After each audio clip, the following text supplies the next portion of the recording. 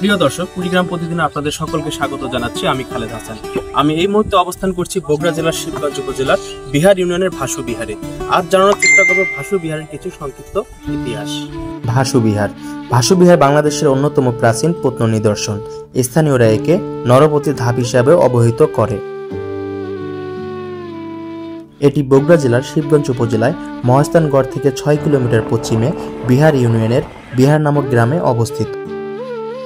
1973-74 সালে প্রথমবারের মতো প্রত্নতান্ত্রিক খনন শুরু হয় এবং তা পরবর্তীতে 2 মৌসুম অব্যাহত থাকে।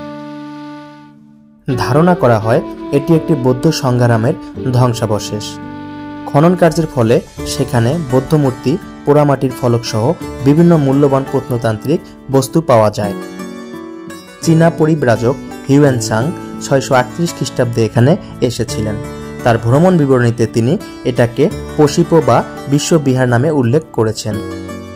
খুব সম্ভবত এটি বৌদ্ধদের ধর্মীয় বিদ্যাপাঠ হিসাবে গুরুত্বপূর্ণ ছিল।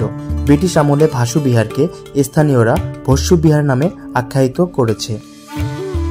এখানে খননের ফলে 2টি মধ্যম আকৃতির সংঘারাম এবং একটি মন্দিরের কাঠামো সহ প্রচুর প্রত্নবস্তু পাওয়া যায়।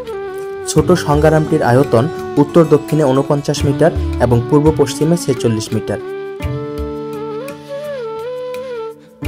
এর 4 বাহুতে ভিক্ষুদের 26টি কক্ষ রয়েছে। কক্ষগুলির সামনে 4 দিকে ঘোরানো বারান্দা এবং পূর্ব বাহুর মাঝখানে প্রবেশপথ আছে। বড় সংঘারামটি ছোটটির মতোই দেখতে, তবে এর আয়তন ও কক্ষ সংখ্যা বেশি। বড় আকারের একটি খোলা অংশকে ঘিরে এসব ছোট আকারের বৌদ্ধ ভিক্ষুদের আবাস কক্ষ।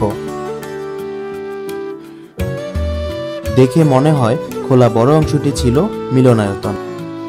যে মন্দিরের কাঠামো পাওয়া গেছে তার মাঝখানে বর্গাকার মণ্ডপ এবং চারপাশে ধাপে ধাপে উন্নীত প্রদক্ষিণ পথ আছে। এখানে প্রায় 800 প্রত্নবস্তু পাওয়া যায়। তার মধ্যে ছিল ক্ষুদ্র আকৃতির মূর্তি, পোড়ামাটির ফলক, ছিলমোহর, মূল্যবান পাথরের গুটি, অলঙ্কৃত ইট, মাটির প্রদীপ, পাথরের টুকরা সহ অসংখ্য প্রত্নবস্তু। বর্তমান ভাসু বিহার অন্যতম পর্যটন কেন্দ্র হিসাবে পরিচিতি লাভ করেছে।